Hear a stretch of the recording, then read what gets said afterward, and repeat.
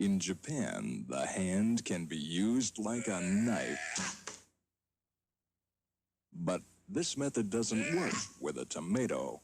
That's why we use the ginsu. It's a knife that no kitchen should be without. The ginsu can cut a slice of bread so thin you can almost see through it. It cuts meat better than an electric knife and goes through frozen food as though it were melted butter. You're listening to the Just Japan podcast. Everything you want to know about Japan.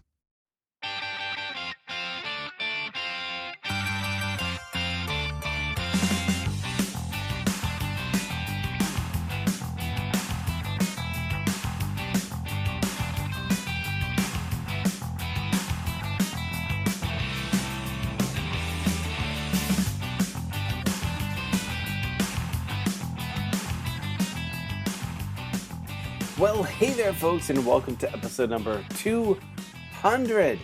That's right, 200 of the Just Japan podcast.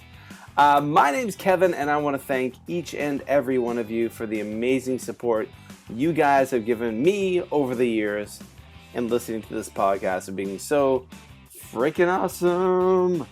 Yeah, guys, we reached the goal, 200. Well, it's not the goal, it's a goal. We reached 200 episodes. And, you know, we probably could have reached this goal earlier, but, the Making Better Teachers podcast went on hiatus for essentially a couple of years when I left Japan and moved to Beijing, China.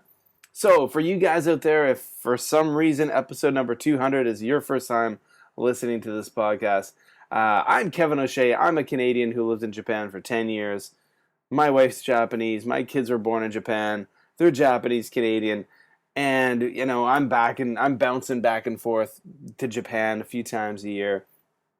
So I host this weekly podcast where we talk about all kinds of awesome Japan stuff. So here we are, 200 episodes. Again, this is a goal that could have been achieved a few years back if I hadn't kind of eased off on the production content, but a few months ago, I got motivated again. I decided to kick the tires and light the fires and get this podcast going again. And here we are, 200.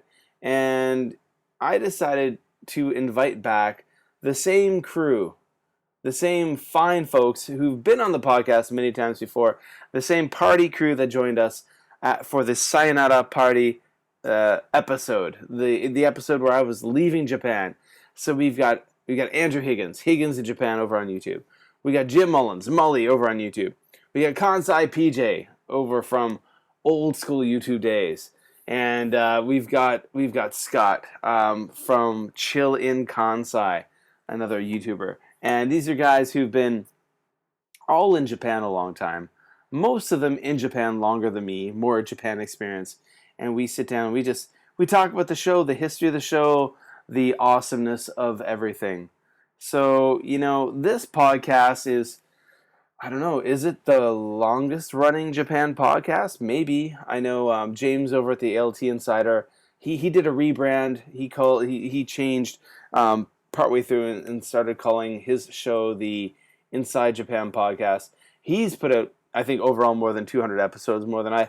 He was kind of my, I was like the senpai at one point, and he was had a lot less than me, but I stopped making the podcast. He continued going, and I guess we've been going the same amount of time. He started a little after me, but then I stopped doing it, and he continued, and now I started again. You know how it goes. So the Japan podcast averse is one that podcasts come and go. A lot of people come to Japan, they decide to fire up a podcast. Maybe they're in the JET program, they're teaching or doing something, and they're very eager to share their experiences, and they fire up a podcast, and they put episodes out for a while, and then, they leave Japan, and that's it, or they just, kind of lose the magic, because, guys, it is actually quite a bit of work to put together a podcast. It's, yeah, so, and the mojo disappears, it dissipates. But I'm really, I have to admit, guys, I'm patting myself on the back right now. I'm really proud of the fact that I was able to get to 200 episodes, because in the early days there were a lot of naysayers. Well, not a lot, a few people like, you're not going to do it. You take on new projects all the time and you drop them, you don't finish them. Nothing goes to fruition. But to those people, poo poo on you. Look at this, 200 episodes. Waha. So there we have it. Now, I'm going to be in Japan in just a few weeks, and I'm really excited about that. I'm going to be spending, I'll be landing in Japan on June 17th, and I'll be there until like July 2nd. It's going to be really awesome. Based out of the Osaka area, that's where my wife's family lives, and we're going to be just like hanging out, visiting friends in Kobe, Osaka, Akashi. It's going to be awesome. And I think we need to have a Just Japan podcast meetup. And we'll do that in Osaka, because I know that's more central, more convenient for you fine folks out there who are listening. So any of you guys who are listening, who are going to be in the Kansai area, in Osaka, let's do this. I'm going to announce it on my social media. I'm going to put together dates and stuff. And I'm going to announce it on my Twitter. You got to follow me on Twitter at @MadForMaple. My old Twitter account's gone now, guys. That got closed and shut down because I didn't have a proper backup phone number. So that old Jayland Kev one, which I had like freaking 7,000 followers on, that's gone. So my new Twitter home is at @MadForMaple, MadForMaple, MadForMaple. Because I'm a Canadian, we love the maple syrup. Of course, we've got the Facebook page for the podcast, facebook.com/JustJapanStuff. I'll put a post on justjapanstuff.com, and we'll mention it on next week's podcast as well. I'll lock down a date. Wow, I haven't been in Osaka in a long time, so it's going to be hard for me. I'm going to connect with @BeingKansai out there on Twitter, and try to figure out what might be a good location and a place and a date for a meetup, and maybe we can coordinate something. Do a tweet up. We'll do a meetup, tweet up, Just Japan podcast meetup, and like @BeingKansai tweet up thing. Maybe that could happen. Yeah. So, folks, this is a podcast that was essentially born out of boredom.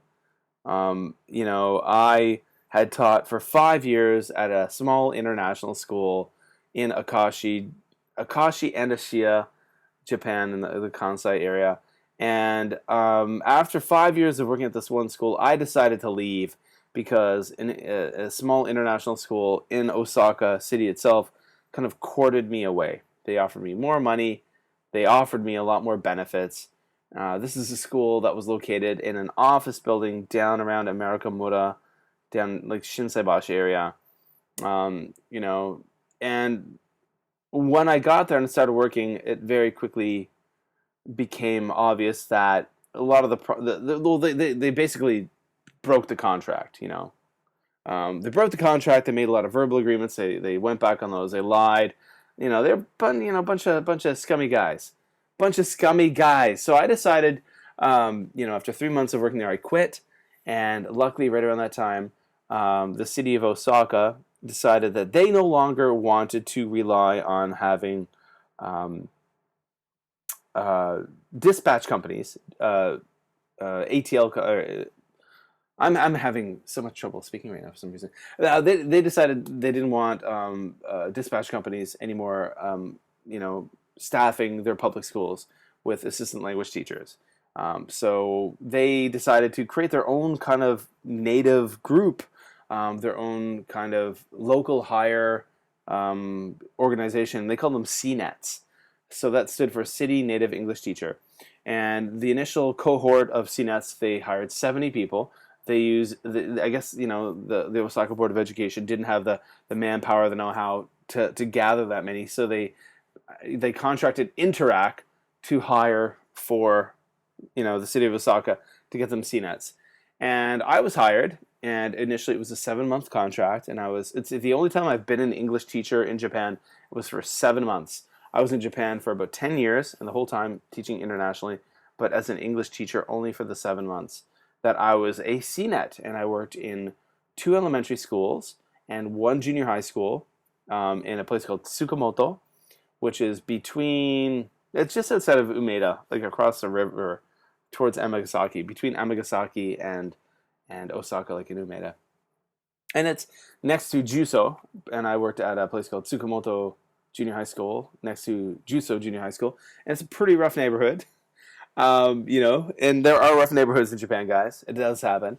And, I had a lot of free time because this junior high school had never had, an ALT before, and they didn't know what to do with me. And I didn't know what to do either because I'd never been an ALT before either. I've been an international school homeroom teacher. So, there were weeks where I would teach only like 40 minutes a day, and I had so much time. And, I'm a huge podcast consumer, and I was listening to a lot of stuff at the time, stuff like the Stuff You Should Know podcast, and many other ones like on public radio, Canadian public radio, this and that. And I decided I want to make a podcast that's going to be really informative. And I love long form podcasts. I loved that, like listening to them. So I decided that I would make a weekly podcast where I would bring on a different guest each week and talk for like an hour at a time or more about a different topic. Because my scope of Japan was very limited. I knew my little teaching world, my little family life, and that was all I knew. So, I wanted to get other perspectives. And that's what we've done for 200 episodes, get other perspectives on Japan. And it's been fantastic. And I've met so many incredible people. I've made so many friends from doing this podcast. And we're at 200, guys, and we're going to keep on marching along. There's more to come. More to come. So, you folks out there, I want to thank all of you for being so freaking awesome, supporting the Just Japan podcast for these 200 episodes, listening, sharing, retweeting. One thing, I'll put out a call to arms for you guys. Get over there on iTunes now. It's been a while since a lot of people have done this, or anyone has done this. Get over to iTunes, leave a review, leave a comment. It's so simple to do. Let's get the show noticed more again. 200 episodes. Wow. All right, guys. It's time for the 200 episode party. So listen to a long episode of the podcast, but a fun one. Later, guys.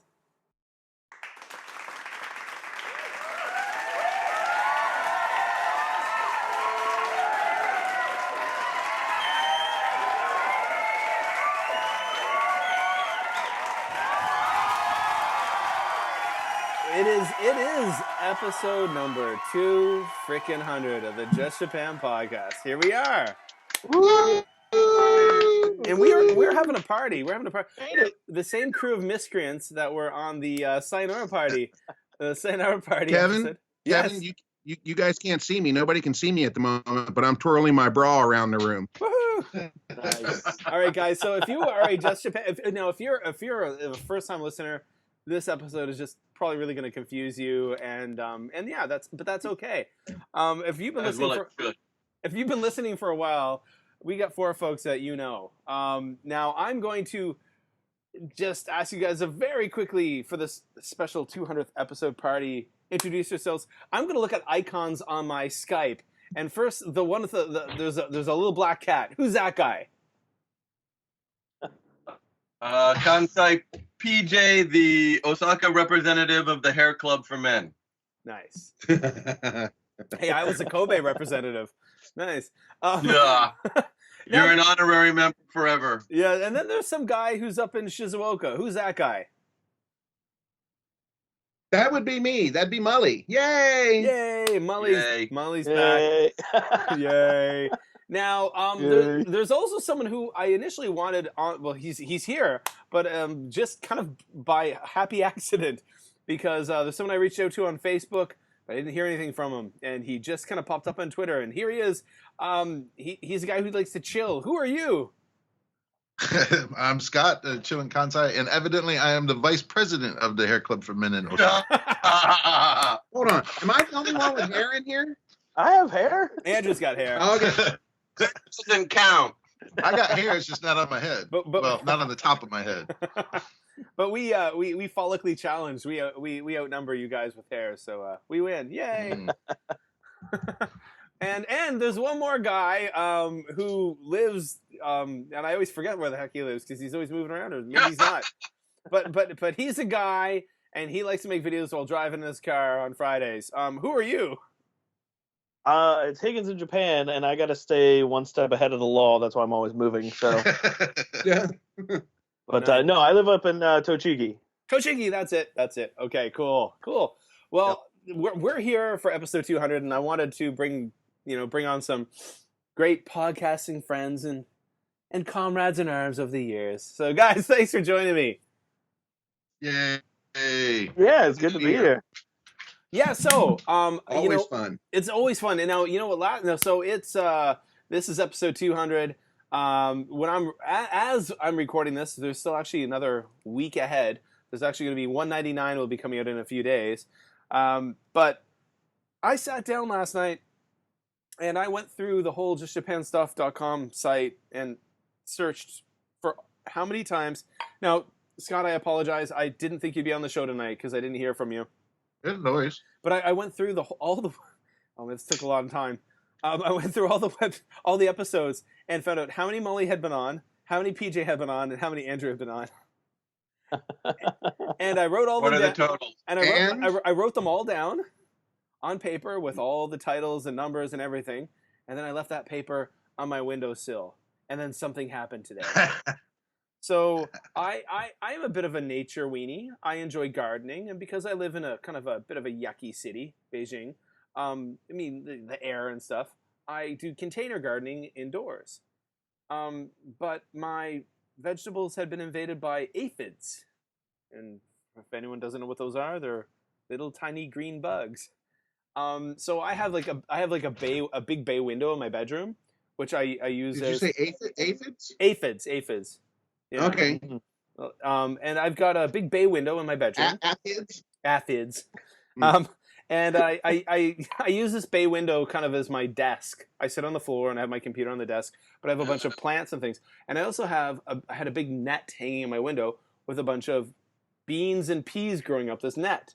So kind of a natural garden thing. Well, I've been noticing the last few days how messy and kind of dirty looking the bay window has been, and all of the stuff I have has been kind of covered in this dust stuff. And today, as I'm in here, my wife comes in and she looks and she said, "Kevin, the dust is moving." And I realized that there was probably, I don't know, tens of thousands of aphids crawling all over the plants, all over my books, all over my cables. Ooh. Oh yes, and you guys know me. I actually like bugs. I was not very excited about this. So I immediately grabbed a garbage bin and started firing lots of stuff in the garbage. Had to get scissors and cut all the nets down off the windows, and then it rained aphids onto the stuff, and it was horrible. Oh. I got the vacuum cleaner out. I was vacuuming things, and then I had to get a bleach out. And I just kind of sprayed everything with bleach. And now I have a very nice, clean, a very lovely, plant-free, clean bay window. But then Wow. I also realized that my research somehow went out with it all. But I quickly tonight sat down for a little bit and went through a few things. So here we are. It's episode 200, and the first episode of this podcast came out on February 9th, 2014. Not long ago. Wow. Wow. That's awesome. Wow. And we had a guest, and he's in the house. Who was that guest? Mully. That wasn't me, was it? That was you. You were on episode number 1, being a long-term expat in Japan. Wow. Mm-hmm.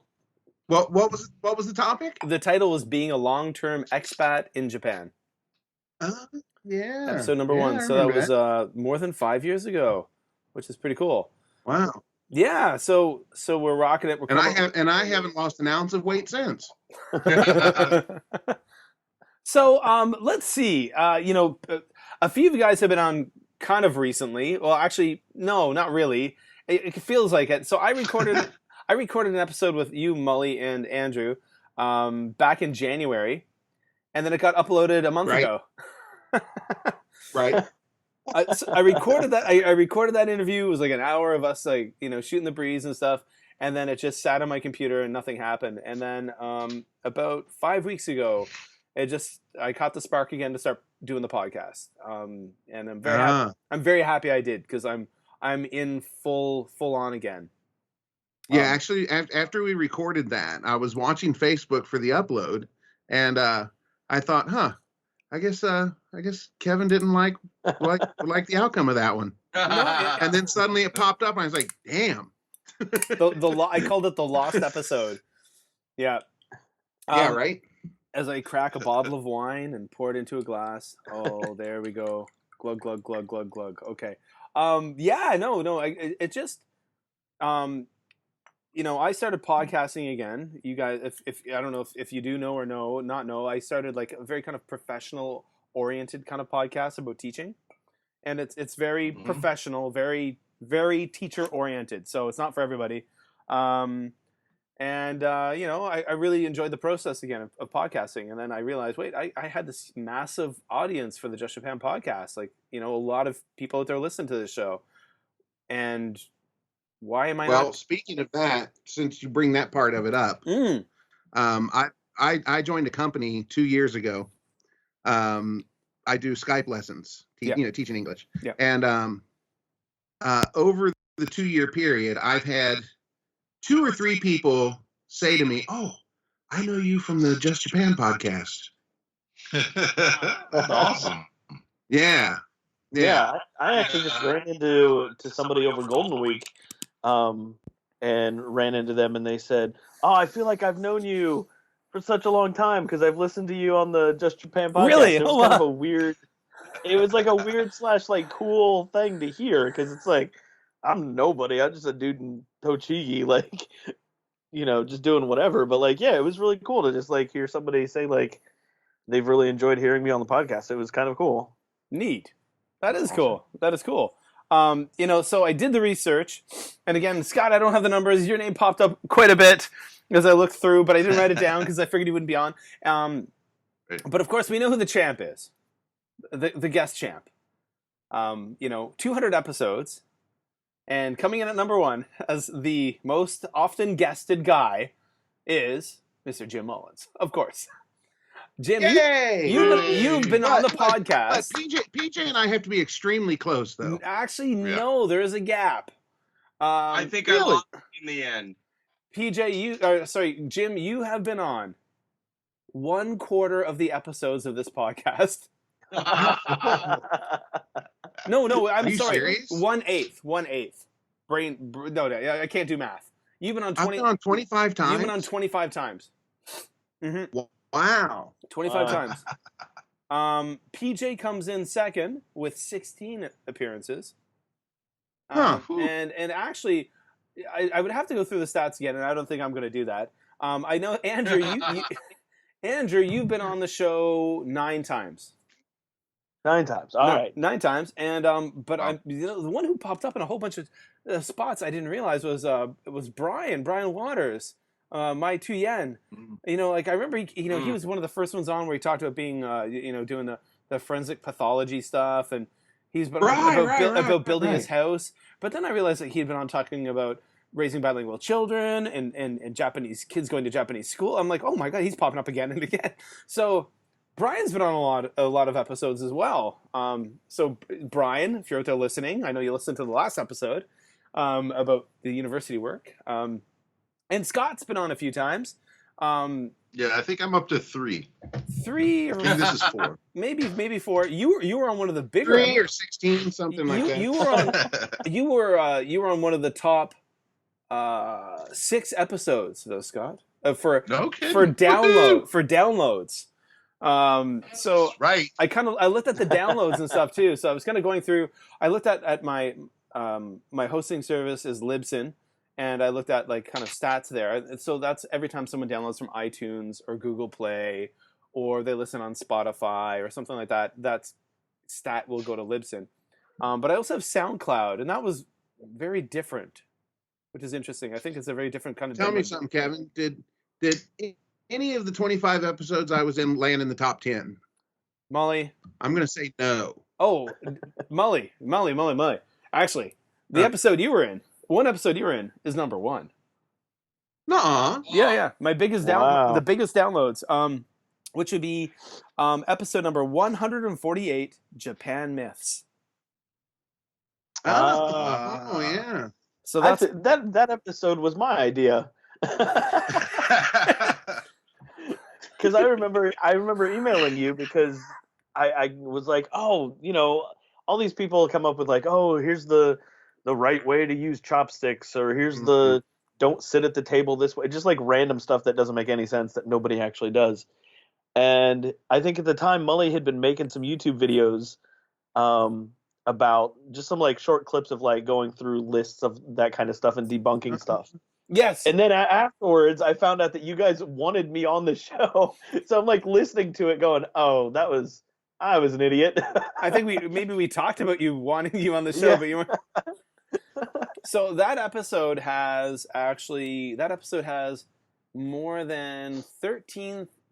Ironically enough, there's a nice number, 13,000 downloads. Wow.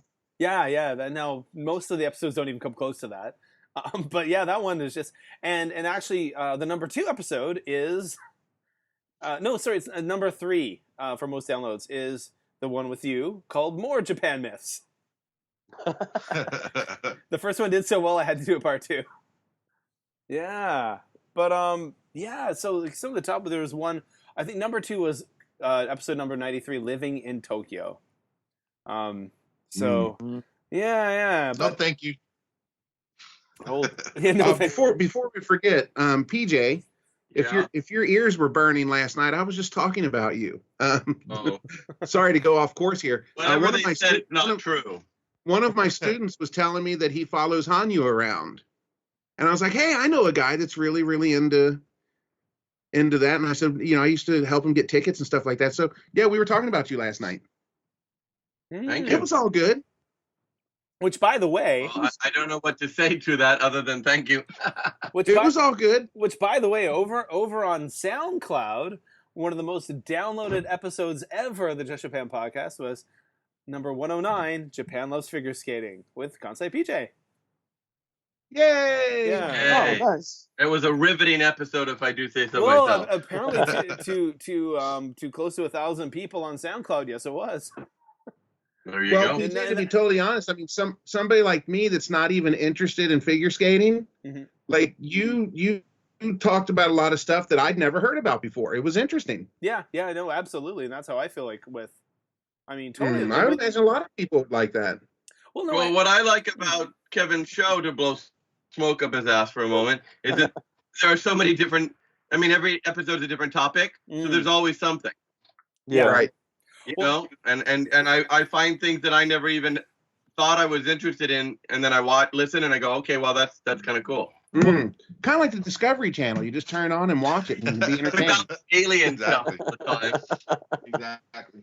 well, I mean, you're gonna PJ, you're gonna love this week's episode because I interviewed Brian Ashcraft, the writer of from Kotaku, who wrote the Japanese Whiskey, the ultimate. I've got it in front of me here because the Japanese Whiskey, the ultimate guide to the world's most desirable spirit, with tasting notes from Japan's leading whiskey blogger, by Brian Ashcraft, and he spent 3 years writing the book, and I'm not into whiskey, and it was a fascinating interview. I was just, and unfortunately, we only had a very limited time. His schedule was really tight. We only had like 30 minutes. But I definitely want to revisit it because I have this book. It's really good. I downloaded your podcast, but I haven't listened yet. No, did you? Because I haven't. It's not out? I haven't uploaded it yet. Wow, cool. How did you do that?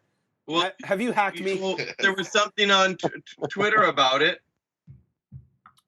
I posted. I said I posted last night that or 2 nights ago that I just finished an interview with him. Did it? Oh, okay. Yeah, but I haven't. Well, then I don't have it downloaded yet, but No, it's on. I saw the Twitter and I thought, oh, that's something I gotta listen to. Yeah, it'll be ready to go on Sunday. Because that's a great book of his. Yeah. So that was really cool to chat with him. But yeah, I mean, that's one of the awesome things about the podcast has been all the people that have come on and all the cool stuff I've learned. But I want to talk about you guys for a moment. Okay, I want to talk to you guys. So now, and the reason why I know all four of you is because you were at one point, if not currently, at one point, you're all content creators, and we are all contemporary content creators. Whether it Yep. be YouTube or podcasting or both, or doing that kind of thing. And I'm curious. I want to hear. And I know I've heard these stories from you guys before, but again, for the listeners love it. Why? I mean, how did you guys get into the whole content creation business in a nutshell? And for some of you who no longer do it, maybe why aren't you doing it anymore? So maybe we could start with, I don't know, Scott. I haven't heard from you in a long time, Scott. Fair enough. Scott, so what got you into content? And by the way, Scott, where are you right now? Which Japanese city? I'm in Osaka. In Osaka. So what first Yep. got you into content creation? Well, my master's degree is in instructional technology, and so I had to actually take a videography class for the degree. And I'm like, oh, well, now all these nonlinear editors are available and they work well and stuff like that. I'm going to go out and I'm going to start making some videos.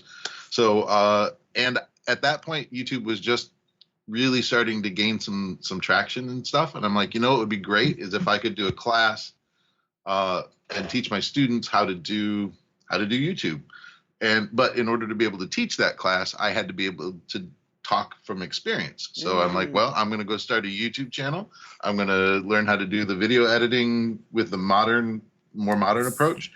And I'm going to see what it takes to get in and start to try to develop audience and story and all that good stuff. And so I started up the Chillin' Kansai YouTube channel and played around with a lot of different things and taught a class for 2 or 3 years about how to start a YouTube channel and digital media stuff, vlogging and Twitter was still pretty new at that point, and trying to get students to engage with an online audience. And that was really where it came from. And it's fun. So, and I've had some interesting experiences here in Japan, and I wanted to be able to share that with my students and kind of everybody out there who would come across it. And yeah, it was great. The last 2 years, I've been a little bit busy trying to get my PhD stuff squared away, which is still an ongoing daily struggle. But once that is wrapped up, then I will be back in full force. Okay, awesome. So, so Andrew, how about you? How did you get into the whole game? Well, like I'd always been interested in tech stuff and cameras and all that kind of stuff. And back in junior high, I was on the school news team, and we made videos for the school and learned how to do editing and production work and stuff like that. And so that's kind of where that kind of stuff started from. And then goofing off with friends in college, YouTube was new at the time, so it was fun to just make up some stupid sketch and put it online and have 5 people watch it and then have to take it down later on once we all get real professional jobs and realize that maybe some of our jokes were not super appropriate. But but then eventually made it to Japan and kind of started out just wanting to show. I'd seen a lot of videos before I came to Japan, and it seemed like a lot of people focused on, oh, here's a crazy, weird Japan so wacky thing. And I got here and you quickly realize that Japan's not always this weird circus that people try to make it look like it is. And so part of me wanted to just show my friends and family back home, like, hey, I'm walking to school or walking to work in the morning, and this is what's going on in my life, to help them still feel connected to me. But then also wanted to show people like just a normal side of Japan that wasn't weird and wacky. And then eventually, I made, there are some videos on my channel that are, kind of, I hate the term J-vlogger, but like kind of that type of style. But then I think everything pretty much now has transitioned into me wanting to help people be better English teachers in Japan, and kind of talk about what it's like to be a teacher in Japan, and help people. And there's a lot of people that want to come and teach in Japan but don't really know the ins and outs of it, and so that's kind of what I do now, is just try to help people be better teachers. So Nice. It's a very noble cause. Very noble Yep. cause. It sounds noble. Nice. Okay, so Mully, I mean, you got a cool story about matches and stuff, right? Yeah. Well, actually, I was at school and I was working with a guy that had a YouTube channel. He went by the name Softy Papa. And I saw one of his videos one day and I thought, oh my God, you're kidding me. I can't believe he's doing this. It was just, I thought it was strange. And he kept telling me, oh, you need to make some videos. You need to make some videos. And I was like, man, nobody cares to watch me. Like, there's no reason for you to make any videos. So anyway, I bought a video camera and I had it at school. And the reason I bought my camera was to record my live performances when my band plays. But I had the camera at school, and I was just going through I didn't have any lessons that day. It was a Saturday, and I was going through the manual and trying to figure out how the camera works. And I thought, well, I want to shoot something with it. And my students had done an art project with toothpicks. So I thought, oh, okay, I'll go over there and I'll go over there and shoot that. So I went over and I shot that, and I kind of narrated a little bit while I was doing it. And I wanted to show it to my mom. So I went to the principal of the school and I said, would you mind if I put this up on YouTube? I want to show it to my mom. And he's like, do you talk about the school? And I said, nope. He says, are there any students? Nope. He says, sure, go ahead. So I went home that day and I didn't have a YouTube channel or anything. So I opened my channel and I put the video up and sent the URL to my mom. And later that evening, I went to check to see if she had watched it. And when I opened up YouTube, my video had been viewed over 600 times. And this had only been up, 3 or 4 hours. And this was also like that. Wow. This wasn't People. This was quite a while ago too, right? This was, what year was that? Things that quickly. There are that many people. So I called Kurt and I said, you wouldn't believe this. My video's been viewed 600 times. He goes, oh, keep an eye on that. So the next morning, I get up and there were like 6,000 or 7,000 views on it. And that was Sunday morning. The Monday morning, when I got up, there were like 12 or 13,000 views. And I was driving to work. It was about 7:30 in the morning. My phone buzzed and I looked at it and it was a message from my mom. She had seen my video on CNN in the States. I was like, what? Like, it'd only been up a day and a half, right? So it was picked up by their viral video section, whatever they called it. And you're like, that's it. I'm going to be a professional YouTuber. Got nominated for Video of the Year, and then I won. Are you guys there? Yeah. Yeah. We're here. Am I talking to myself? We hear you. Sound. We hear you, but I don't think you hear Kevin though. Yeah, I don't Sorry, think you hear us. sorry. Sorry, I had no sound. Sorry. Okay. Yeah, no. I got you. Yeah. So we could hear you. I was wondering why you weren't responding. But I was just gonna say, like, all of a sudden you're like, wait a second, my first YouTube video is on CNN. I'm gonna be a millionaire, right? Well, I just thought, wow, this thing's gonna get like 1 million views. Like, well, you have to remember at that time my channel wasn't monetized. Yeah. So I wasn't making any money from anything. True. So it got nominated, and you shouted it out, and I think that's one of the first interactions that you and I had. Yeah, I think so. Yeah, because I remember Kurt reached out to me behind the scenes. Like, Kurt was like through the YouTube messages, he was like, Kevin, I got this friend he's a new YouTuber. Can you support him? So I was like, yeah, sure, of course. Yeah, and then you and I talked. We got, I think, on Skype or something, maybe. Yeah. And we hit it off, right from the beginning. Mm-hmm. Got along really well. And then you shouted out my channel, and then you shouted out my video. And then it won the Video of the Year. Yeah, something I know, something I never got. And even with that video didn't get monetized until, Jesus, man. I mean, the views had stopped by the time it got monetized. Yeah. And even till now, I'm like, it hit like 200 and Currently, it's at 212,000. Yeah, I was gonna say it's about 212, and that's about where it stopped. And to be honest, that was probably 4 months that it was up. It hit like over 200,000, and it's been up for, Jesus, what, 8 years now? 8 years, yep. So like it won that award, and then YouTube has not pushed that at all. That's YouTube for you. It's just been dead, right? And I never did get my T-shirt. I got my trophy, but I never did. You're supposed to get a trophy and a T-shirt. I got the trophy, but I never got the T-shirt. And they've told me, we like at the YouTube party, I've told the guys, hey, I never got. Okay, we'll send you a T-shirt, and I never get a T-shirt. Nice. But now I'm lucky. Yeah. Now I'm lucky to get 100 views on a video. Oh yeah, I'm there too. I'm there too, man. So, but you kind of, I mean, you're still putting stuff up on YouTube from time to time. But I mean, you had a podcast, but that doesn't happen really anymore. So, how did the fire fizzle out? What happened there?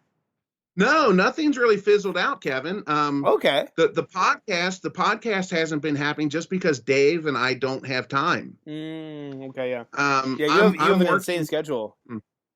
Yeah, I'm working till midnight every Friday night.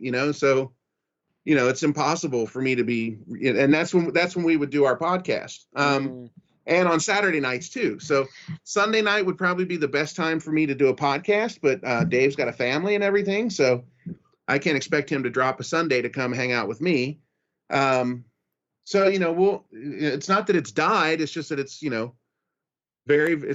turtle pace. Well, and, it's on hiatus, man.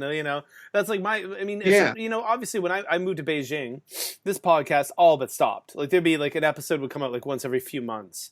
Right. And now I'm back into it, and here I am, and different things happen and different motivations happen, and yeah, right. It is what it is, right? Well, people ask me about Dave, how's he doing, blah, blah, blah. And I see Dave quite often, to be honest.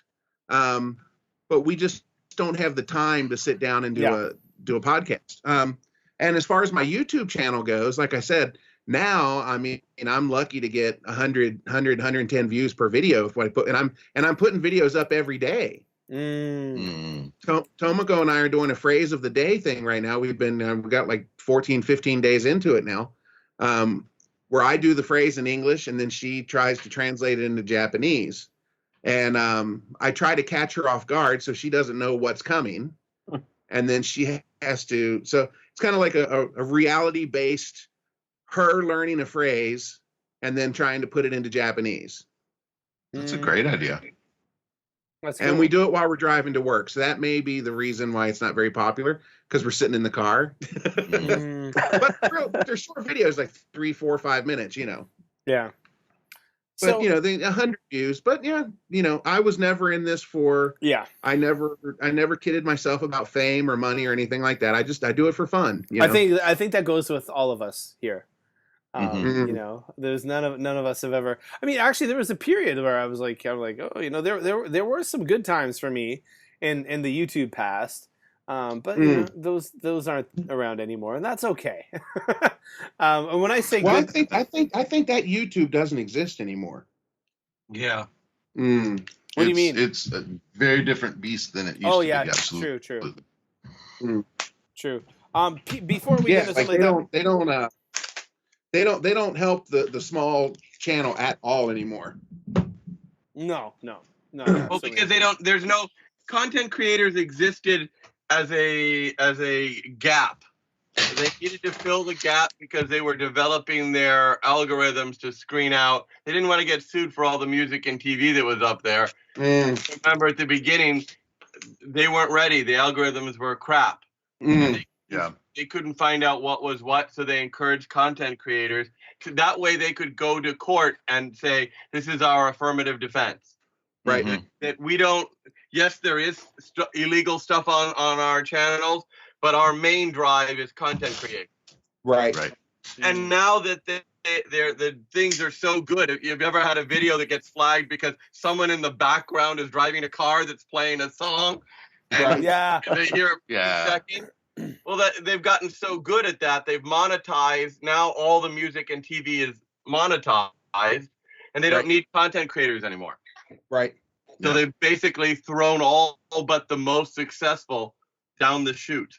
Yeah. You have to what's the minimum requirements now? You have to have at least 1,000 subscribers or 1,000 subscribers and what is 4,000 hours or 40,000 hours?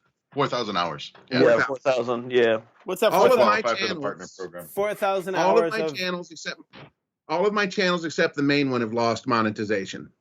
Oh yeah, that happened to me too. So I really only had the two. I had Busan Kevin and Jalen Kev.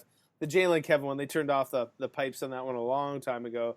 Busan Kevin, I guess it's still kind of kicking along. I've put a few things up there, but I made $12 last month, so that's pretty good. Yeah, that's about where I was. That's great. Really, So I was actually just thinking my most viral video. I've got one video that's got 6.8 million views. I just checked it out. Is that the big baby? Yeah, the giant baby. If you a really big baby, Busan Kevin, really big baby, and that was before I ever came to Japan.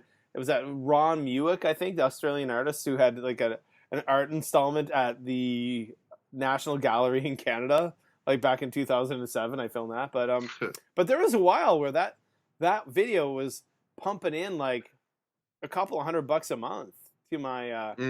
And I appreciated that. Like each month I get like absolutely $200-$300 would come in from that video alone. Thank you, YouTube. And then we got PJ. Yeah. How did you get into this whole kind of content creation thing back in the day?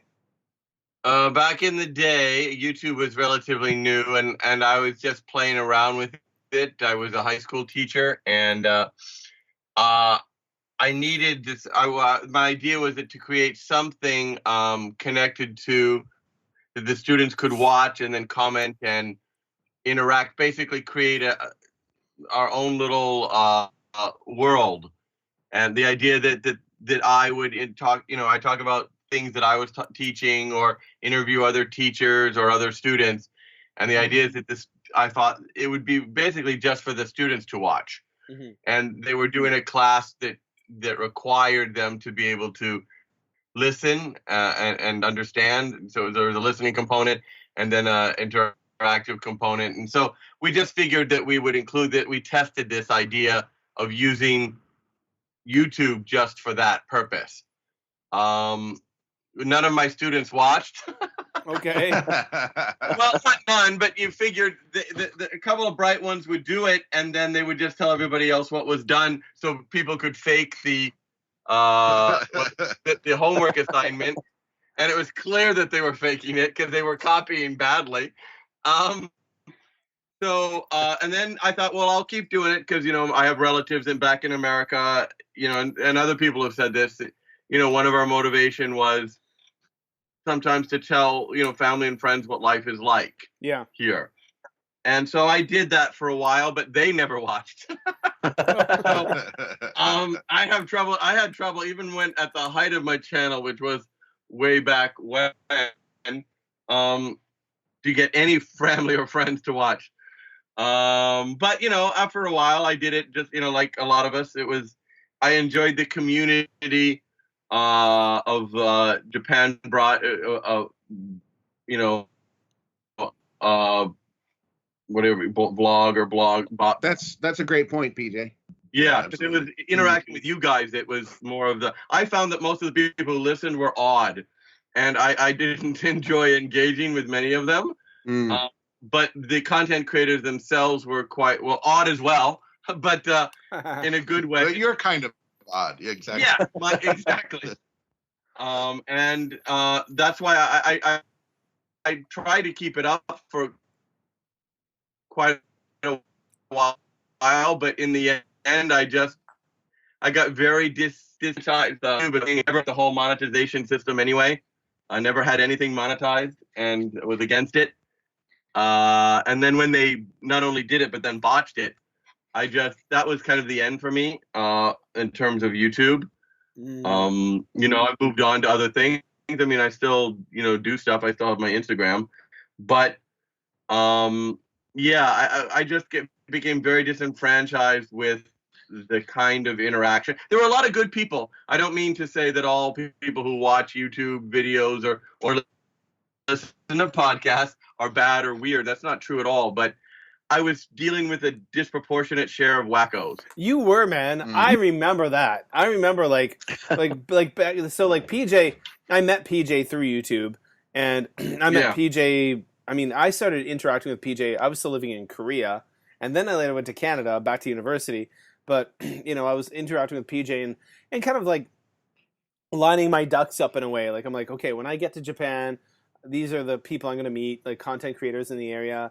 And I first met you and, oh my gosh, brain fart on name. Chris. KK Japan. Is that right? Was that her? Yeah, was it KK Japan? Yeah. Yeah, and she had a quite, like, an old school Japan channel, but she was a really regular Japan vlogger, and she made a lot of great information videos about Japan. And she worked for TEPCO, actually. That's right. She was like a translator and stuff.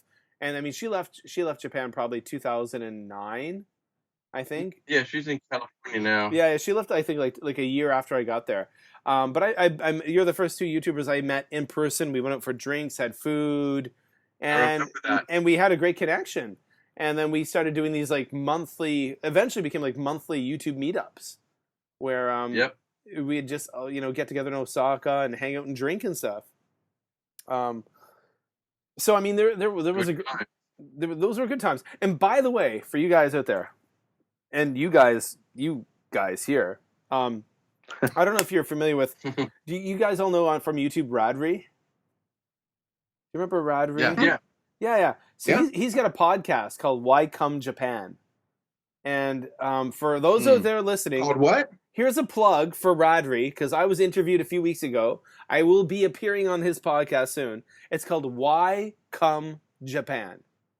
So if you go to iTunes and you type in Why Come Japan, it's his show, and he's on holiday now, but the episode of Busan Kevin will be coming up soon, or Just Japan podcast. But he interviewed Tokyo Kuni last year. He did like an hour. No. He did like a 90-minute interview with Tokyo Kuni. I just listened to it the other day. It was amazing. Oh, wow. Amazeballs. So go to see Radri.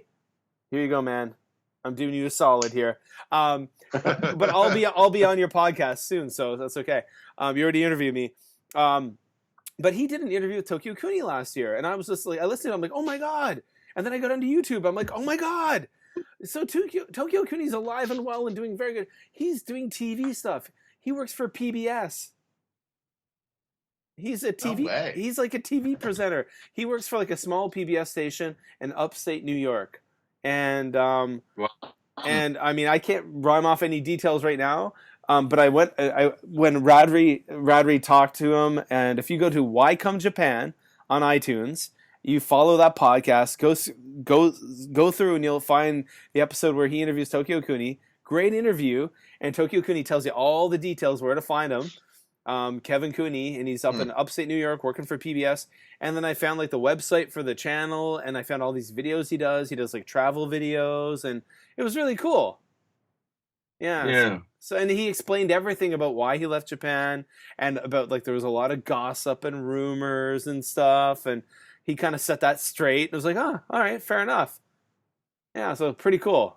But yeah, he's doing well, and it was kind of neat. And I know like my wife and I used to watch Tokyo Kuni videos when we lived in Korea back in like 2006. And the other day, I'm like, after I heard this, I said to my wife, I'm like, you got to see this. And she's like, what? She's out in the living room. I brought the laptop out, and I'm like, just watch. I'm not going to say anything. And I brought up one of his like videos for his PBS station where he was like visiting a climbing gym. It was like really a lot of comedy involved, like pretty funny. But he's like talking about how he was like going to a climbing gym wearing a suit and tie and stuff, and kind of the same kind of shtick he had in Japan. And my wife was just like, "Oh my god, it's him!"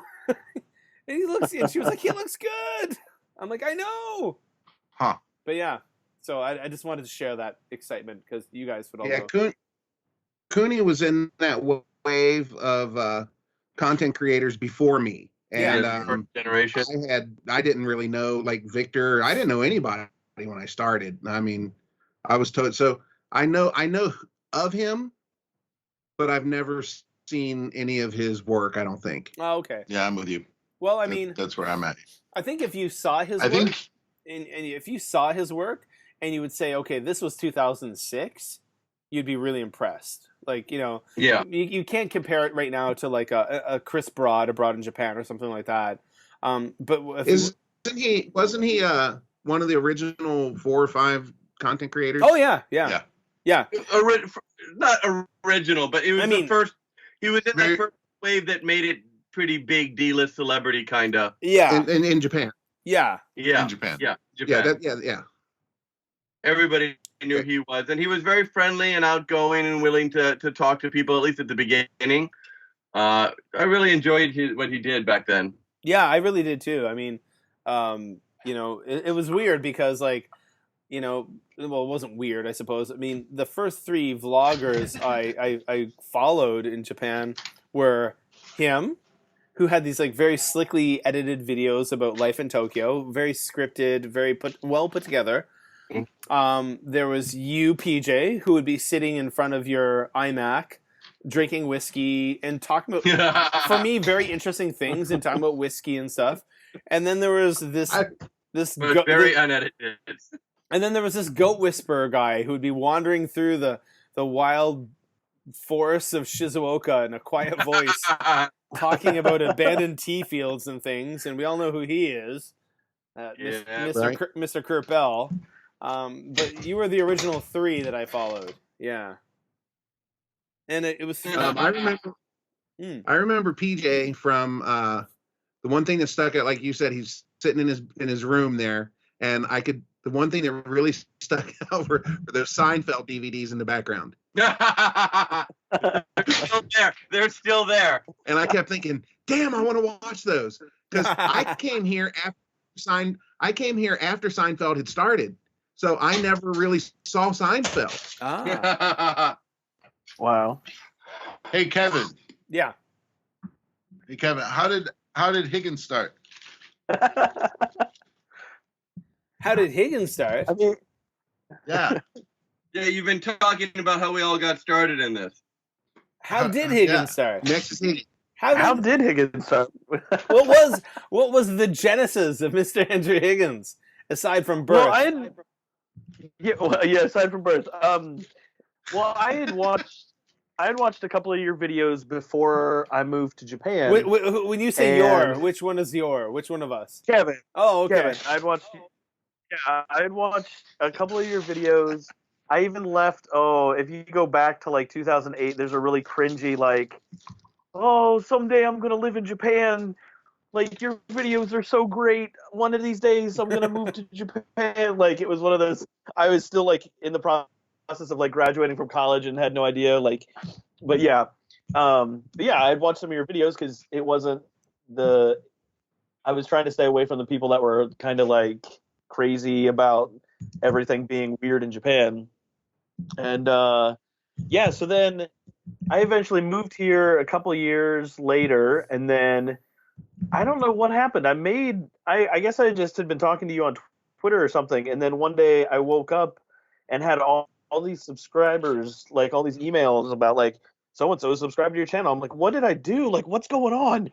And I look, and you had made a video. You were down like the Kobe port. You were walking around, and you'd made a video about how like people could go check out my channel.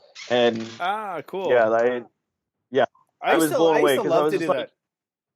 Yeah, I used to really enjoy shouting out channels. Like, yeah. I watched his videos, and he's like shouting out my channel, like this is the craziest thing ever. Like, yeah, I remember it was a good 2-3 days where I was just getting tons of emails or tons of messages from YouTube saying people subscribe to my channel. It was cool. So. Well, I mean, it's like the small world syndrome, right? Like, so I've revamped the podcast. We're back out. It's like 5 weeks in a row shows. Actually, 6 weeks in a row with this one. I just got, a guy, and I'm going to do a promo very soon about this guy. I want to listen to more of his shows. But there's a new kind of Japan-oriented podcast, and he's got about 15 episodes out, and they're very good. He's got very good guests. And he reached out to me and said, can we do like a bit of an advertising thing? Like, you advertise my podcast, I advertise yours. He's like, I realize you're a lot bigger than me, but, and I love doing that stuff. It's all about community. And then ironically enough, I said, oh yeah, he made an episode about the earthquake in Tohoku in 2011. And I said, oh yeah, I was living in Kobe at that time. And then he told me, he lives in America now. He's like, yeah, I was living in Kobe too. I'm like, oh, okay, cool. And then he wrote to me, he's like, I lived in Port Island. And I'm like, wait, I lived on Port Island in Kobe at that time. And I was like, really? I'm like, what did you do there? He was like, he was a jet. I'm like, okay. And I'm like, I lived in building 52. He's like, I lived in building 54. I'm like, all right. And we were there for several years at the same time, but I don't know the guy's name. But I'm just wondering, I got to find a picture of him because I bet I'd recognize him. But I don't think we'd ever met. But now he's podcasting. But now that I found out that connection, I'm like, I want to celebrate you even more. Like, you were my unwitting neighbor. But yeah, I mean, the small world. But here we all are, and I guess the podcast, this whole podcast started with, I guess in a way, like, with my YouTube anyway. I mean, I guess we all have different YouTube trajectories, and we try different things, and I experimented with a lot of stuff, but at the end of the day, I guess, like, I used to always just say, like, my YouTube was everyday life in Japan, because I live a pretty boring life, and, but... for a lot of people out there, I found like I hit an audience where, there's some people loved all the flashy Tokyo videos, but people just like watching me walk down a grungy back alley and vlogging about it. And they're like, wow, that's really cool. That's yeah. I've gotten comments from people that are like, I have no interest in being a teacher, but I just like watching you drive around Japan. I'm like, oh, that's cool. Like, whatever works for those for you. And like, I think that's great. Absolutely. I think another thing you told me a long time ago, and you and I agreed, were that the podcasting,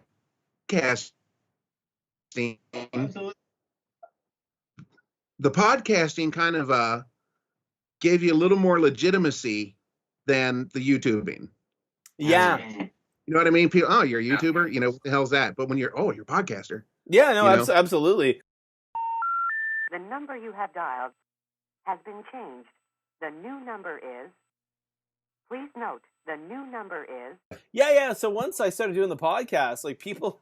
And it was actually really hilarious. Like a lot of media organizations started reaching out to me. And people would be like, oh, you're a Japan-based journalist. That word got thrown around. I love that. It was like, really? It was like, oh, wow, we were really looking for the, opinion or the viewpoint of a journalist based in Japan. But I got a lot of stuff like that.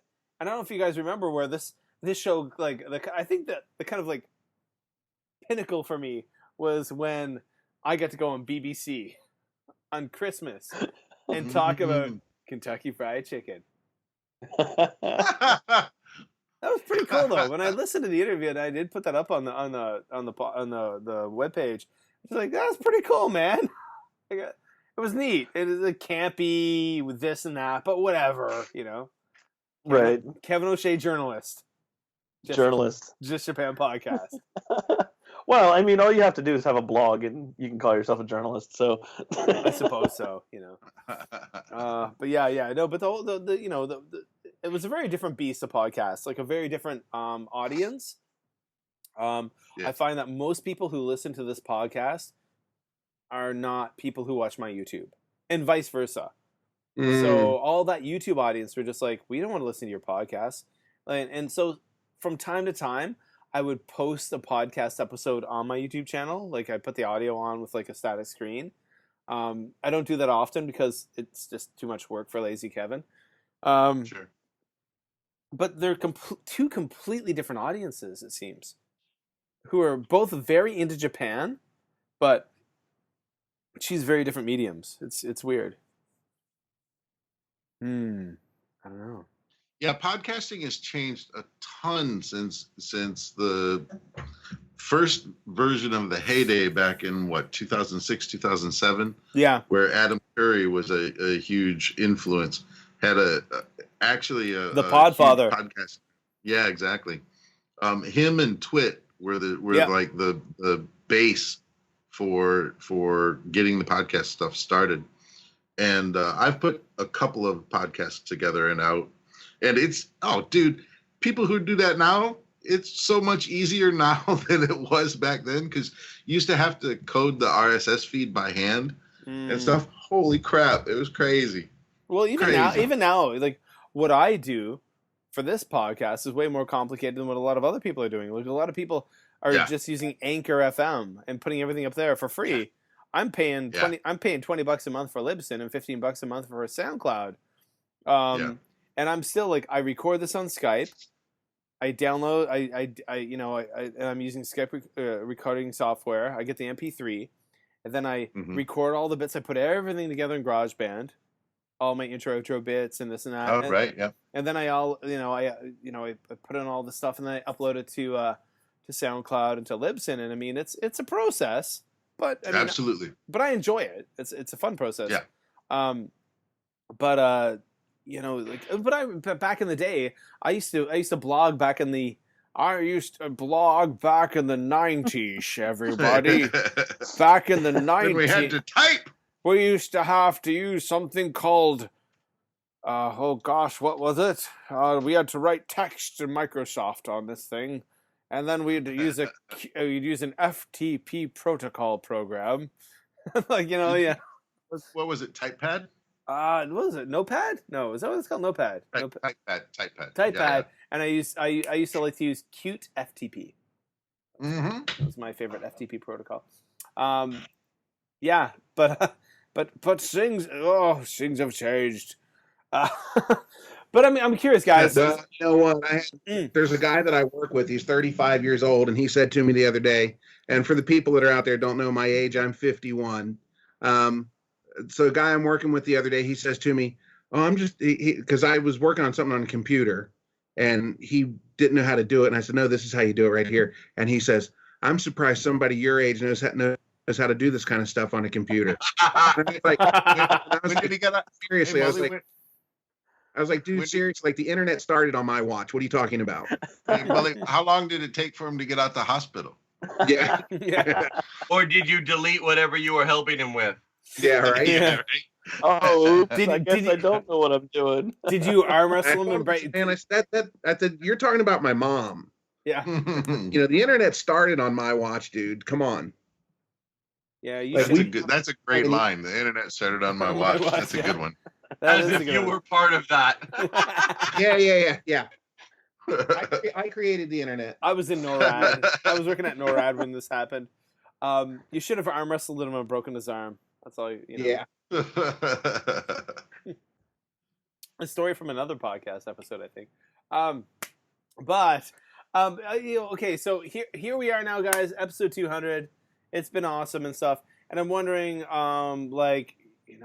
all in very different spaces and places than we were, I guess, when we all first met. And 5 years ago, started doing the podcast together as guests. I mean, I knew all of you before I started the podcast. This podcast came out of sheer boredom. Actually, that's how this developed. I worked at the same school for my first 5 years in Japan, an international school, and then another international school courted me away with a higher salary. And then once I left to the first school and moved to Osaka and started working for the second school, they didn't pay me. And then it got real bad for 3 months. And then I left and became an ALT with the city of Osaka. I became a CNET, direct hire CNET. And the first cohort, a 7-month contract, and where I would work about 1 hour a day. Nice. That's a good gig if you can get it. And I thought to myself, I would study Japanese for about an hour or two a day. I would pick up trash around the building and facility for about an hour a day, and I'm not joking, because I was bored. I had nothing else to do, and then I started podcasting. And I would legitimately, that's what I did. I just always remember, like, I'd be sitting at my desk, which was right beside, in the Shokun Shitsu, it was right beside the Kocho Sensei's office. And the Kocho Sensei, for you guys, is the principal, but he spoke really good English. So he put my desk right beside his office so he could practice English with me. And I would just always remember, I'd be sitting there editing my podcast, and he'd look up, people like, "What are you doing, Kevin teacher? Kevin Sensei?" I'm like, "I'm editing sound work." And he'd be like, "Ah, you're the kind of teacher who inspires others." He's like, he'd be just like, "You work so hard." And I'd be sitting there editing my YouTube videos, and he'd be like, "What are you doing?" I'm like, "I'm editing videos." He'd be like, "Wow, I don't know what that is, but you work so hard, Kevin Sensei." And I'd be like, "Thank you, Coach Sensei." And he'd like always like pat me on the back and stuff, and like squeeze my shoulder and be like, "You inspire me." He would tell me. I'm like, "Thank you. You inspire me too, sir." As I teach 1 hour a day. So, me coming from, by the way, before I had that job, I was like a full-time like kindergarten homeroom teacher. So like it's kind of like the balls to the wall for 8 hours a day. And then like you go from that to only having an hour a day. So it's actually, you're kind of not like, "Oh, this is so nice." You're kind of like, "Oh my God. There's nothing to do. I'm going to kill myself. I have nothing to do. I must be busy at all times because my entire career I've always been busy. I have no idea what to do with myself now. I'm going to walk around the entire block, the perimeter of the school, and pick up cigarette butts with tongs because I don't know what to do with myself." And then have the It reminds me of that movie. What was that movie about a boy where the rich guy is saying he has to fill his life with units of time? 1 unit is a haircut, 2 units is playing the guitar. You filled your day with these different activities just to make yourself sane. Yeah, I guess so, basically, right? Eh? Yeah, true. So, okay, guys, 200th episode.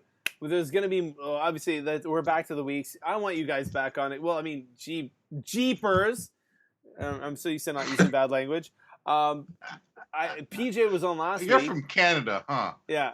Hey, PJ was on last week. We had a great episode talking about, it was like a reboot of getting a university job. Got a really fascinating comment today, by the way, PJ, on my Busan Kevin or Just Japan Stuff Facebook page about that. A guy who works in universities in Japan made this massive link or comment about how in his years working in Japan at universities, how it's like kind of gone downhill. Very interesting. I'll share it with you and Scott. It's really interesting, right? It's but do send it to me. Please. It was a link. It was when I posted the episode, last week's episode up there on the pod, and there was a really long comment. It was like, wow, okay, so it's clearly someone who works in Japan at universities, and he's been working there for like 10 years or more, and he's been talking about how at least where he works, it's kind of all fallen apart. I was like, whoa, okay, interesting. But that's at justjapanstuff.com, right? Just Japan. No, that would be facebook.com.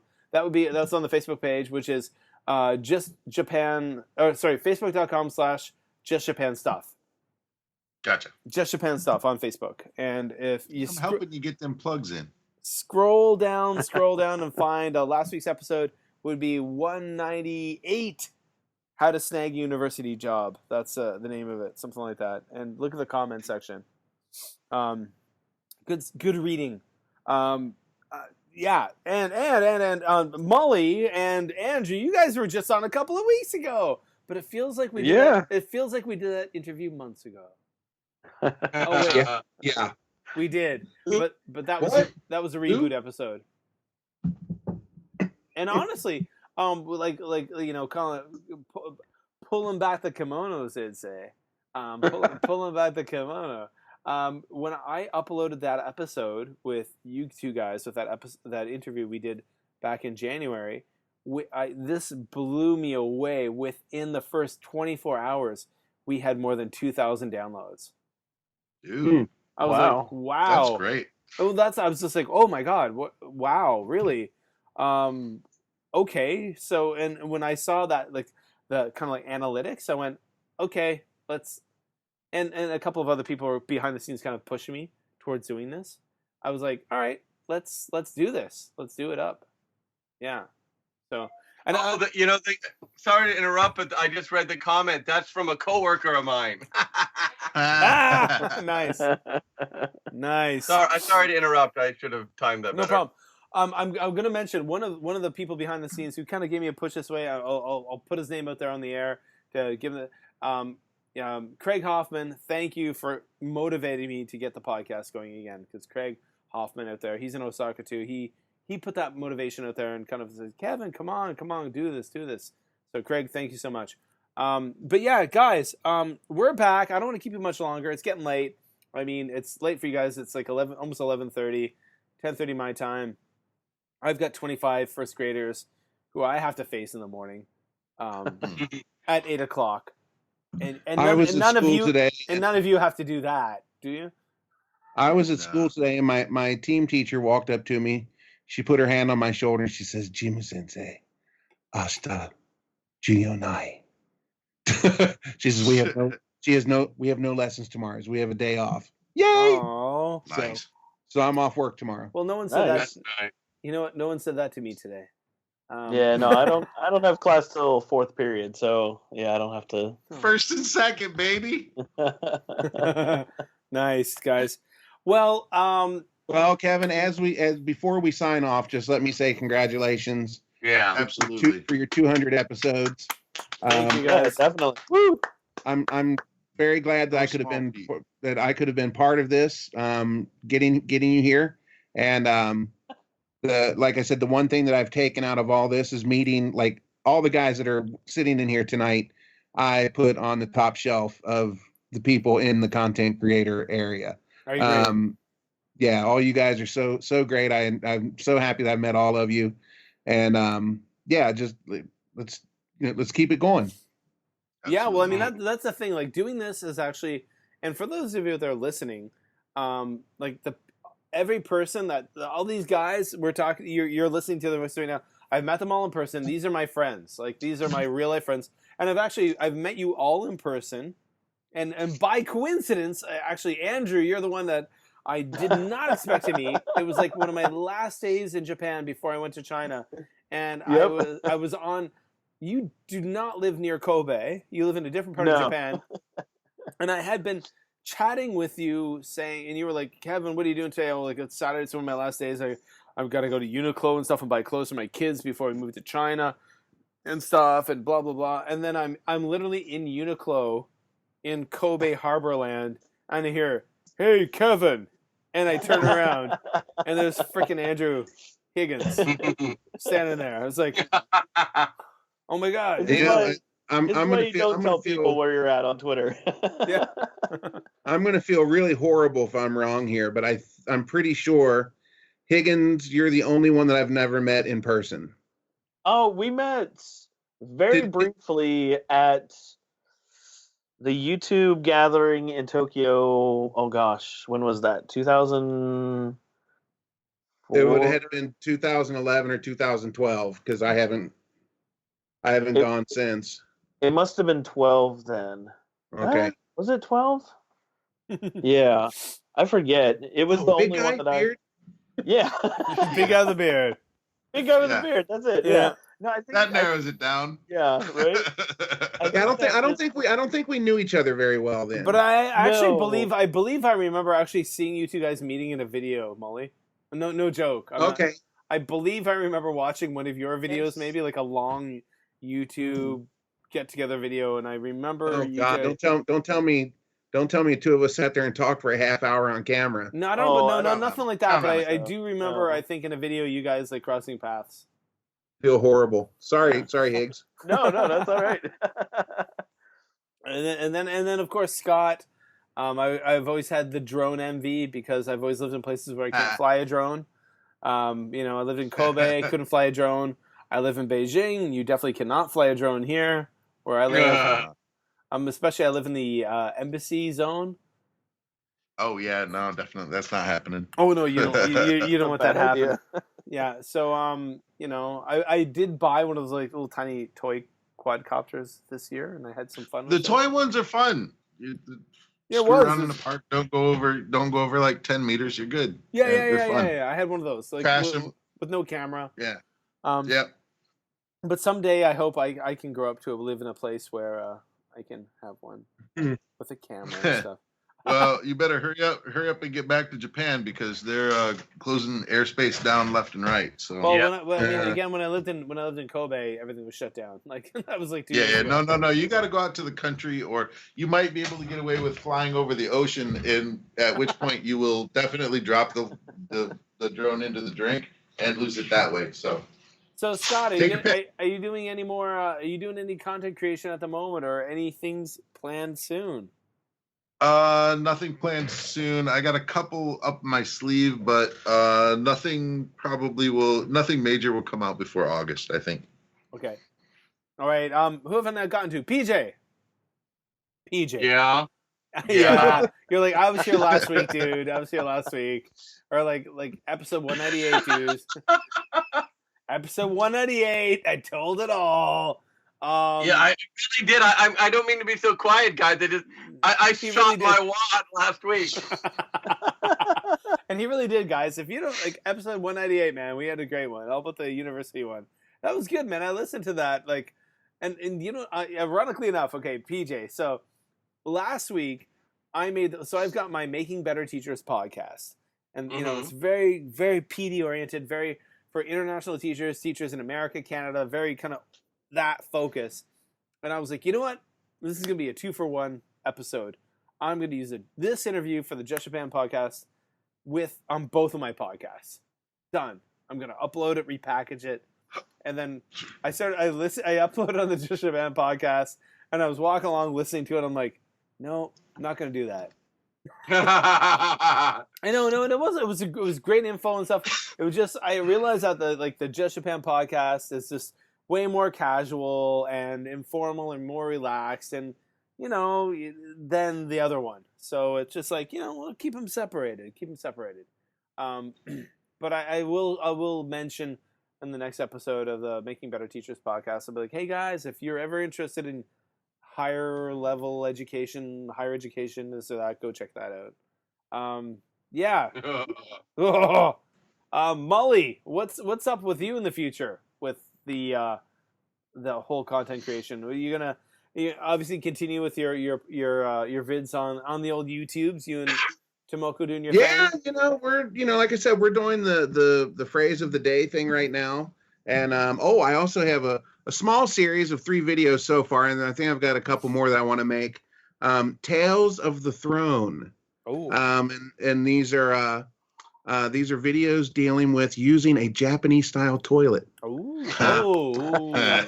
And some of the horror stories that I've encountered over my years here. So, Tales of the Throne. You got to be careful, because if you put like toilet in the title or in the tags, it gets shut down. Yeah, I've seen that. I had a video about how to use a Japanese toilet that got demonetized. Yeah. Tomoko and I did, one of the phrases we did the other day was a slap in the face, and it immediately got flagged as not suitable for advertisers. And I was like, really? So I sent off the what do you call it? The manual review request. Yeah, the review request, right? But you have to have at least 10,000 subscribers for them to review it, or 1,000 views in a week. And I don't have either. I mean, I'm in about 8,000, a little under 8,000, I think. I don't think I'll ever hit 10,000. And I don't get those kind of views. So I thought, well, this isn't gonna go anywhere. But I sent it in anyway. And oddly enough, the next morning I got mail saying that my video has been cleared. Okay. Nice. But yeah, it's just ridiculous, like a slap in the face that gets flagged. Come on, guys, seriously. You're out, I get the algorithm, you're trying to clean things up, blah blah blah, but if Facebook now, a friend of mine works for an NGO in Tokyo on sex education, and they can't advertise on Facebook anymore. Well, What? You blame the Trump administration when they passed that law. What was it, last year? That said content creators are responsible for adult content. And then, they could, Facebook, YouTube, they could do better, but they're just lazy, and it's just better to screen 99% of it out, figuring most people won't complain. Dan Savage is a podcaster and a writer. He does this thing on this porn festival where people make their own stuff. And the idea is that you're supposed to show the vagaries of human experience. And they show it all over North America, and you can't walk in with a camera, so no one can see beyond the theater. And it's really kind of an educational thing. And I've known about it for years. Facebook said that he can't advertise anymore. Wow, really? Dan So when they Savage. come to a certain city, because it's advertising porn. Wow. And just like the slap in your face, it comes down to and someone like Dan Savage is like such a huge, like iconic, like person. Like, I mean, like Savage Love, and it just goes to show you that it's not just Molly. They're getting lazy, and they figure that they've got the critical mass. They don't need us anymore, and they don't care if we struggle. It's not relevant to them. Oh well, yeah. Well, okay. On that happy note, okay. Well, okay, guys. Let's turn that frown upside down. And who teaches early years? Hey, and wait, next year, guys, as I move, obviously I'm moving back to Japan. I tried, didn't happen. We'll work on that later on in the future. But I'm making the move from Beijing to the cleaner air of Shenzhen, China, right beside Hong Kong. Nice. Are you guys gonna stay in China? We are staying. Oh, you didn't know that? No, I don't know what the hell is going on. Okay, gotta listen to the podcast, man. Yeah, we are staying in China. I got a job offer that I would have to be an absolute moron to turn down. I'm moving to Shenzhen, China. Shenzhen is on the mainland, directly across from Hong Kong. It's a special economic zone. I'm going to be working at a school that is fantastic and making, a salary that's fantastic. And it's amazing. Amazing. And we're moving there. So we're done with Beijing. The school was great where I worked, but the air quality, all that stuff, Right. And very quickly, Kevin, before we go, how are the kids? The kids are great. My daughter, Rena, just turned 6. My son, Kai, will be turning 9 soon. Oh, my God. Well, tell him not to forget Uncle Mully. Mm-hmm. Definitely. We will be returning to Japan in just a few weeks. I think we'll be landing in Japan on June 16th. And that evening, we'll be in Japan for a few weeks, hanging around, then off to Canada for a few weeks, and then back to China, to Shenzhen, spending some time in Hong Kong, Shenzhen, and we'll be there for a few years, and we'll see what happens after that. Obviously, the Kobe area, right? Oh, yeah. My wife's family live in Osaka near Umeda, near the Odagawa, so we're going to be staying. We've very quickly discovered last year that Airbnbs in that area are way cheaper. If we stay near where our parents live, are much cheaper than in Kobe. So we'll be based in Kobe or in Osaka, but kind of like bopping all around. Yeah. So hoping to meet as many people as we can out there. I'll be hoping to meet up. Well, no, we will be meeting up with PJ. Maybe. I'll see if my schedule's open. Oh, really? Really? Uh-oh. Of course we will. And whoever else we can. Me too. Yes, of course. You're in Osaka. Damn, we'll meet. Yeah. Let's meet. We Yep. drink. Definitely. And then we'll see what else we can do. We're still making plans. We're still making plans. When are you going to be here, Kevin? June? June 16th until probably June 30th. And yeah. And Well, let's talk later. Maybe. Yeah. We'll talk non-recording. But Yeah. but the one wonderful thing about the new job is that not this summer, but the following summer, we'll be in a much better financial position to even travel around Japan a bit. So what we plan to do is come to Japan and take the family and see other parts of Japan. So Nice. Stop in Shizuoka. That's on. Don't worry, that's already earmarked. That's earmarked. I hear Toshigi's nice this time of year. Hey. Nice. Well, guys, Andrew, PJ, Molly, Scott, thank you so much for joining us on episode 200 of the Just Japan podcast. Thanks for having us. Here's the 200 more, maybe. Yes, absolutely. Yeah. Why not? I'm actually gonna start. I think I'm gonna start to try to get advertisers. Let's actually try to make $1 or $2. Yeah, you should. You should. Yeah. At this point. Yeah, the following's out there. Yep. I'd be stupid not to. Everybody out there, leave a comment on either the Just Japan Facebook page or the JustJapanStuff.com and let Kevin know that you want to support him and that it's okay for him to have advertisers. Well, I mean, hey, you guys like to listen. It's just like a few seconds here and there. You hear someone talk about buying something or this or that, And then, and I actually want to find advertisers that have a connection with what the audience is into, So, Sure. But yeah. It's time to do that. I had a period before back in the day where I did that for a couple of months, had some advertisers. But yeah, it's time to do that again because, hey, why not? Guys, thank you so much. You are the Rocks of Gibraltar of the Just Japan podcast family. And actually, when I went through the list, I'm going to throw this out there. Brian out there in Fukuoka, I'm sorry I didn't call you. I didn't realize how many episodes you were in, but we'll get you back real soon. Yeah, he texted me earlier today, and I thought because you had mentioned him when you and I talked. And he heard that. He listened to the episode. He was like, "Oh, thanks for mentioning me." And I was like, "Oh." And then last night when I was going through the stats, I was like, "Wow, Brian Waters has been on a lot of episodes." But then the paper got covered with aphids, and then I threw it in the garbage. and then I forgot about it. But aphid, damn you, aphids.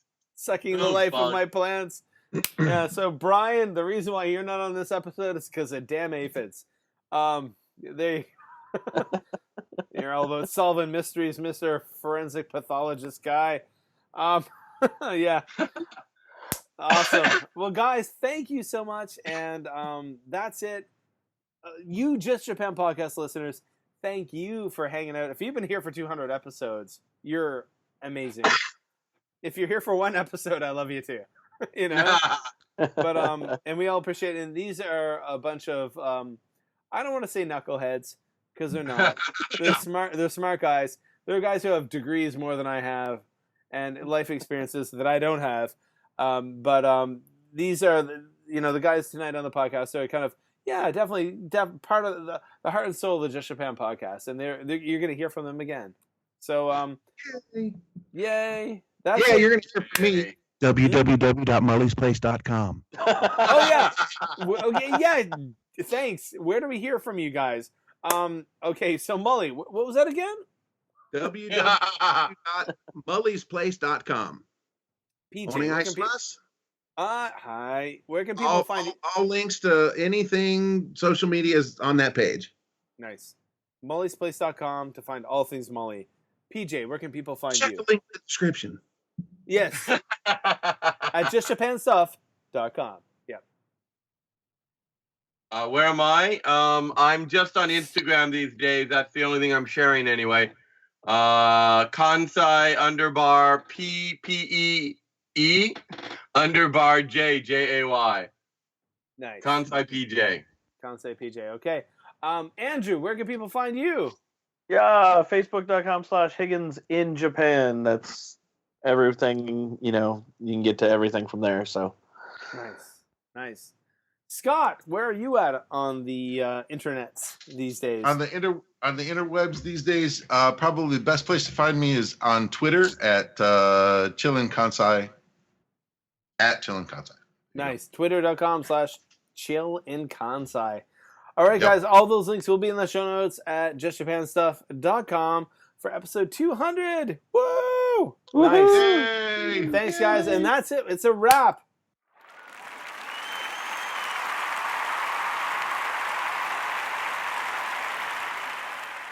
That was it, guys. 200 episodes. Wow. Thank you for Andrew, Scott, Molly, and PJ for stopping by the podcast. That was amazing. Thank you so much. All of you, you're amazing. Okay, guys, follow me on Twitter at MadForMaple. Hey, remember, I have a new podcast out there, and you all should be listening to it too. Those who are into it. It's called the Making Better Teachers podcast. Go over to makingbetterteachers.com if you're into education in any way. Making Better Teachers podcast. It's on iTunes. It's on Google Play. On SoundCloud. Go check it out. makingbetterteachers.com. This is my passion project. I'm really involved in this podcast. Well, because it's my podcast. I've got 2 of them. So I'd love to have more of you, Just Japan people, come on over to the Making Better Teachers podcast and, subscribe, show some support. Would love it. All right, guys. Well, that does it for episode number 200 of the Just Japan podcast. Everything you want to know about Japan. You're amazing. You're awesome. And here's to 200 more.